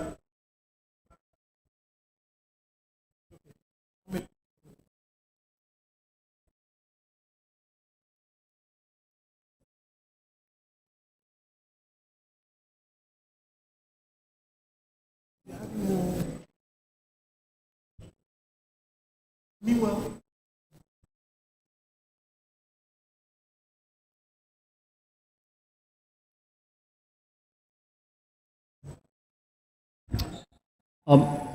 I just received guidance from our commissioner.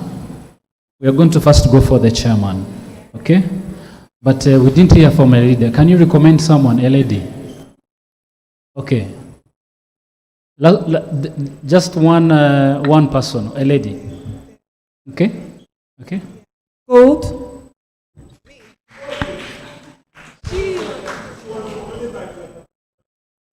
Gold, okay, gold.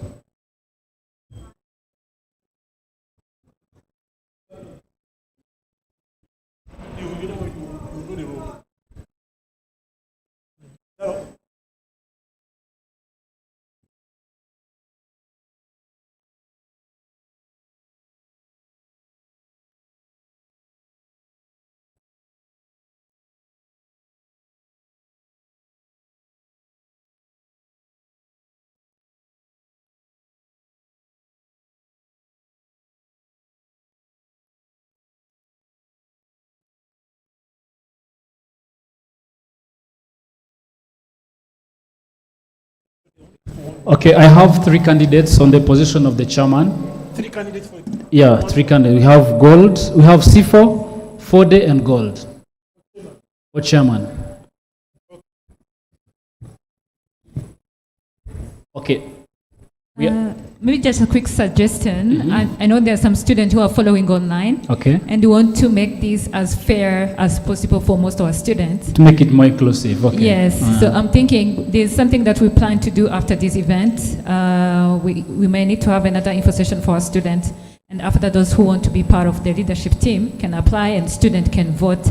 So after this event, there will be a form for those who attended. We shall share information about the Pan-African movement and also ask those who want to join, register, and we can use that information to everyone who would like to join. What do you think of following that process? I'm just worried. We have a big community and there is a good number of students who will be interested to join that club. Ambassador William? We are going to receive, now that is something that is more, okay, what do you think?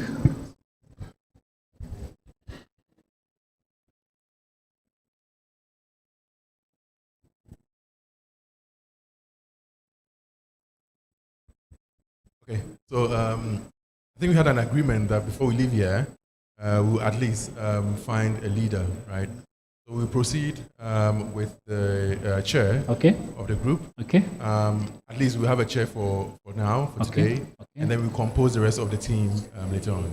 Would that work for you? Just add on what you just said, we still have 19 other positions on the commission side. So we can do that exercise, you know, by electing the other commissioners now. Okay, awesome. Should we proceed? I have on the position of the chairperson, we have C4, Fode, and Gold. Gold is the lady, and then the two gentlemen, the Sifo and Fode. So by raise of hand, this is on air and it is open. And I'm going to request people to help me with the counting. Okay? So who is going? We start with Sifo. Do you think Sifo can represent us on the position of the chairman? By raise of hands. Sifo. Okay, you can stand, no problem. Please stand up if you're supporting Sifo. Stand up. Standing up is, I think, much better. Okay.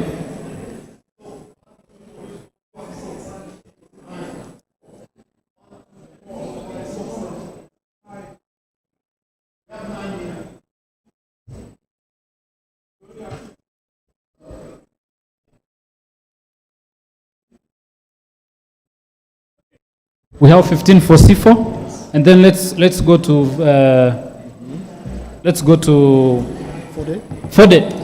Fode, please. Fode, vote for Fode, please. Fode is here.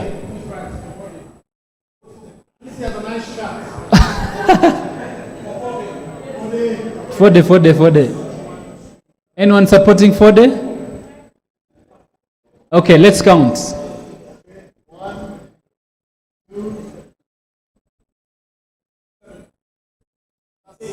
8. Those are 10.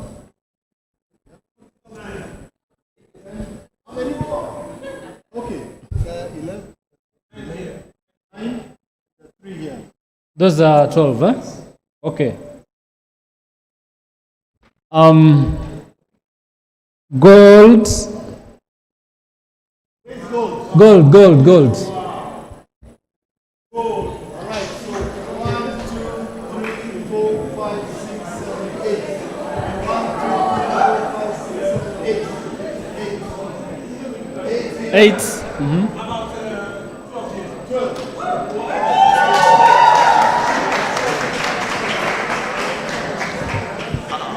We are winding up this session, and the results I have, I'm going through the results and you're going to know who won. C4, our total shows us 15. Fode, we have 12, and gold 20. So if you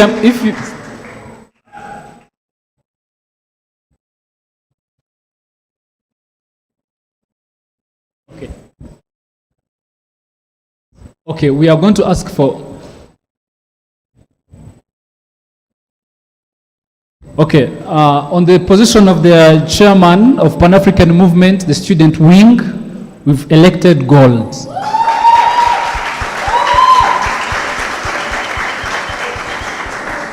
So we still have 2 more positions, that the vice chairperson and the secretary. We make it very quick. I want volunteers who feel like they can stand for the position of the vice.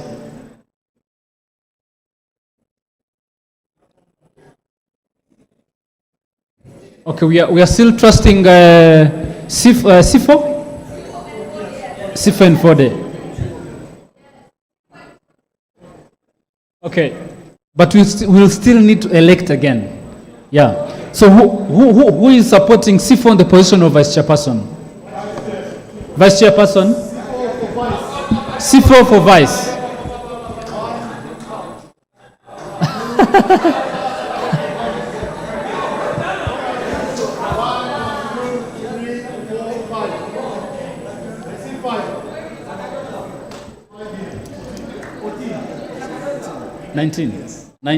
Nineteen for Sifo, and then let's see who are supporting Fode. Fode for vice. 1, 2, 3, 4, 5, 6, 8. Last 8.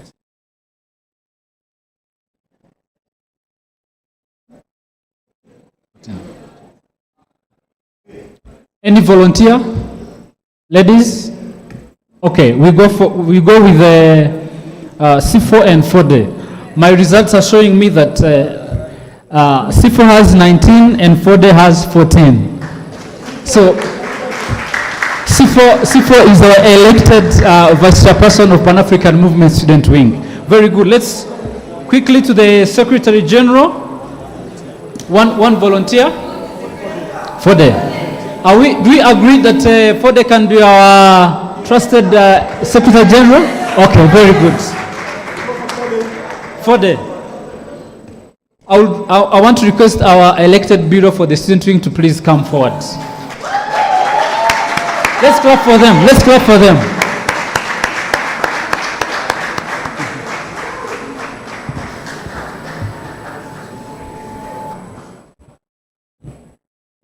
Awesome. Yeah, sir, I'm happy to present to you the elected bureau of the student wing at African Leadership University. Thank you so much. I just wanted to chip in a fun fact. When I met Sifo in his first trimester, he told me that he wants to be the president of Africa. Yeah. And it looks like he's almost close to it, right? So congratulations to the team. We will compose the rest of the team later on, and we can get started. Thank you very much.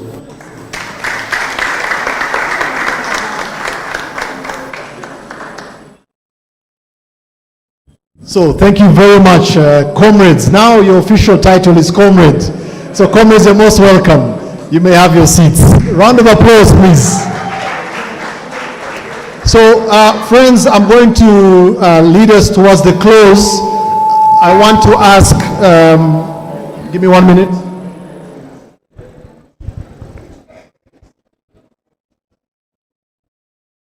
Yes, we have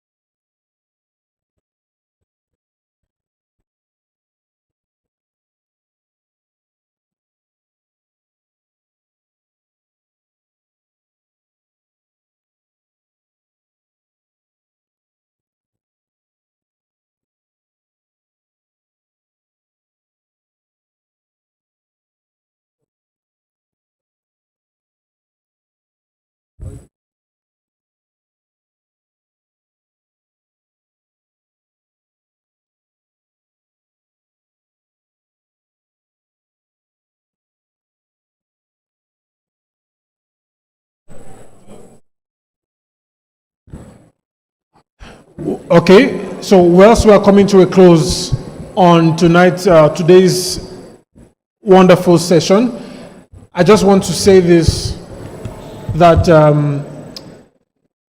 dear students, I know this is a very important part for you. We will have some refreshments at the end of the session, so please just sit through. Yes, please applaud. So please just sit through so that all right, so that we'll have certain things working on the session. So let's just quickly bring up the SRC president, Mr. Paul Gaga, as he comes up to give a closing remark and then some feedback reviews for gift sessions with our guests. Thank you very much.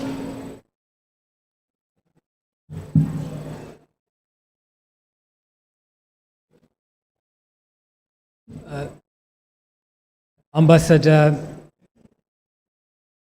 William Nkurunziza, Head of Academics, Jerry, Kensi, the owner of TV1, the Governance Mission Curator at ALU, Mr. Kagenza, distinguished guests, ladies and gentlemen, good evening. It is with great honor to stand here in front of you,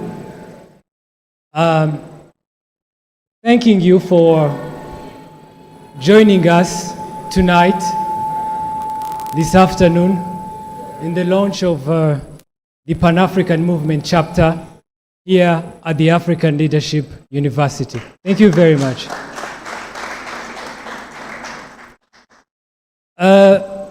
Ambassador Williams talked about something very important. He talked about how Africa should come together, should work together to address the issues, the challenges that we have on our continent. I would also like to emphasize on what KNC talked about the AI agents, about the technological advancement that we are experiencing now in the world, where he said that as Africans, we shouldn't keep using, we should use, because they are very important, the technologies that we have nowadays, but we have to come up with our own technologies, our own solutions. I'll give you an example. When you prompt these AI agents, it's not a problem, it's just that we haven't, as Africans, collected our data and feed them to these AI agents. When you prompt AI agents looking for data, the African data, the Rwandan data, you don't get them. You get data from United States of America, Los Angeles, New York, Beijing, and some other parts. So it is our responsibility as younger Africans who are here, who are studying different things, leadership, software engineering, to come up with our solutions that are going to address our challenges as Africans. So tonight, as we leave this building, let's leave it unite. Let's leave this building with a mindset of collaboration, of working together to address the challenges of our continent. Thank you very much.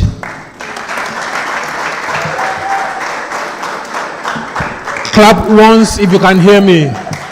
Clap twice if you can hear me. Clap thrice if you can hear me. Good. So now that we are on the same page, can we please call up our leaders to please come? Those who were elected, the three of you, just come forward, please. As we work in partnership with Mr. Kagenza. Please, leaders, as leaders, please let's act fast. Let's please be here, please. Let's come. Where's Sifo? All right, so let's be here. Our work in partnership with Mr. Kagenza. And then we're going to be presenting the gifts to all of our guests. And we'll begin with... Please, can we ask that our guests humbly please come as we present gifts to you. So, Sir Jerry, please, you'll be handing over the gifts to our guests. Okay.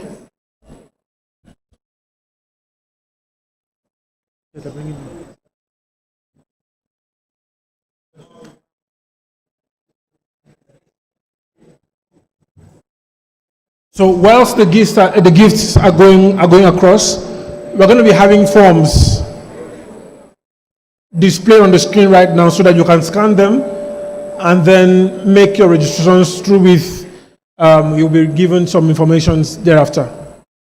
So we're going to be having wonderful picture sessions. Please don't go yet. We're going to have an official picture session. And of course, as the MC, you know, I will interrupt this by joining the picture, whether you like it or not.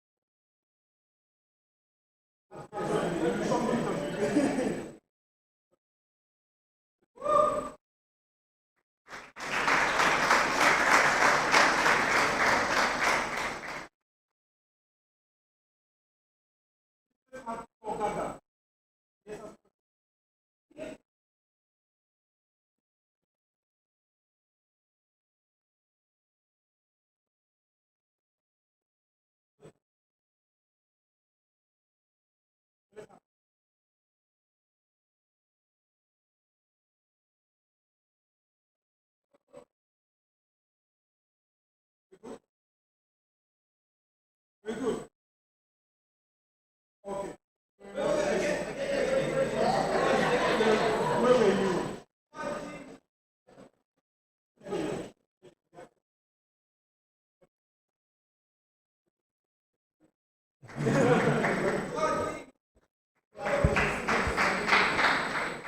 Okay, with this going on, please do well to scan the QR code on the screen so that we are able to give you some registrations. No, oh, sorry, please, you can look at the pictures. I'm just doing MC work.